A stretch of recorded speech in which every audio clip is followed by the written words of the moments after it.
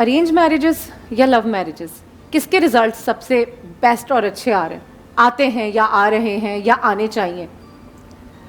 हमें अगर देखा जाए तो जो हमारा कल्चर है उसमें हमारे बड़ों की मर्ज़ी तो ज़रूरी है। और आजकल जिस तरह से हम लोग बीइंग पेरेंट्स अपने चिल्ड्रंस के फ्रेंड्स बन गए हैं, तो मेरे ख्याल से उनकी पसंद भी ज़रूरी है।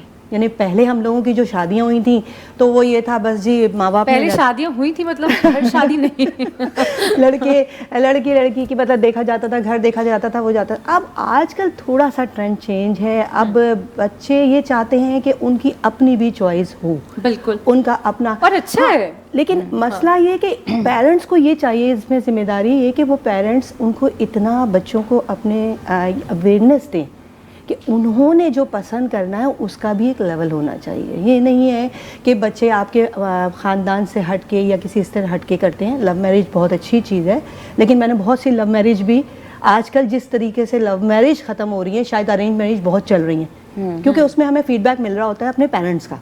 हर चीज़ में वो हमारे साथ खड़े होते हैं। और इसमें क्या होता है कि पेरेंट्स तो कह देते हैं भाई अपनी पसंद से की थी, अब खुद ही भुगतो। ये वाला सीन हो जाता है। ये वही वाली बात है ना, जैसे हमने बिगनिंग में कहा शो के स्टार्ट में कि लव मैरिजेस में ना सारा रिस्क आपका अपना होता है, अरेंज मैरिजेस में अम्मा बहने भाई सब खड़े होते हैं। जी। अच्छा मुझे ये बताएं हफीज साहब के मुस्तफ़ा साहब ये बताएं कि बहुत सारे मामलों में हमारे पास, क्योंकि ज़िंदगी इतनी ज़्यादा मुश्किल हो चुकी है, बहुत कॉम्प्लिकेशंस है, बेसिक हमारा जो खुशी कह लें, गम कह लें, हमारी साइको कह लें, सेटिस्फेक्शन कह लें, सब कुछ जो है ना इस रिलेशन से वाबस्ता है। तो आपको क्या लगता है एक मर्द या एक औरत को, बीइंग आवर सोसाइटी के, हमारी जो सोसाइटी में इतना ज़्यादा हम प्रमोट नहीं करते कि आप पसंद की शादी करें, क्या बेहतर है, कहाँ तक ओपिनियन लेने चाहिए, कहाँ तक स्पेस देना चाहिए? देखिए नॉर्मली तौर पर आजकल का जो सेटअप चल रहा है, देखिए उसके मुताबिक अगर आपको माँ बाप के साथ रहना है तो फिर तो आपको लव मैरिज नहीं करना, ठीक है।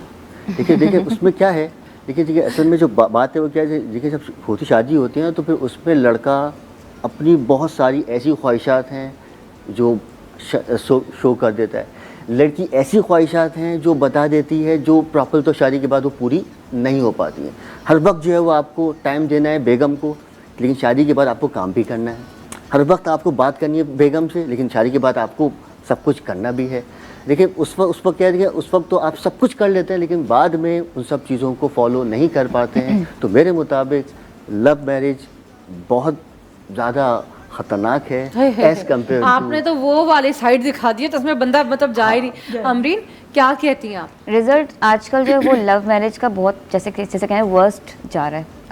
लड़कियां या जो भी कर रहे हैं इस तरह से, जैसे लव मैरिज वगैरह में जो सामने आते हैं सिचुएशन वगैरह, कुछ नहीं है, सिर्फ लव मैरिजेस ही है। लव मैरिज एग्जैक्टली आजकल ट्रेंड ही यही है। हाँ। कि वो अरेंज की तरफ कम ही चले गए, या पेरेंट्स भी शायद इतना वो छोड़ देते हैं अब कि चलो जो अपनी मर्जी कर लो, करके देख लो। वो वाली सिचुएशन है। तो लेकिन उसमें रिजल्ट यही आता है कि वो नहीं कर पाते, आपस में इतने क्लैशेस होने लगते हैं, इतने तजाद होती हैं बातों में कि वो मुश्किल से साल भर भी अगर शादी चल जाए ना तो बहुत बड़ी बात है।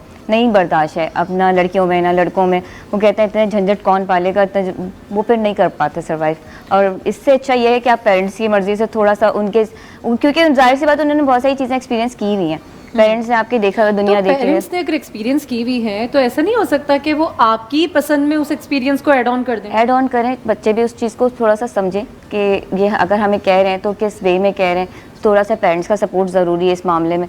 लेकिन वो जो बच्चे जज्बाती फैसले करते हैं ना, उस वक्त एट अ टाइम तो सब कुछ बहुत अच्छा लग रहा होता है, लेकिन वो बाद की प्रैक्टिकल लाइफ के बारे में नहीं सोच रहे थे कि हाँ आगे जाके ये चीज़ें हम फेस कर पाएंगे नहीं कर पाएंगे।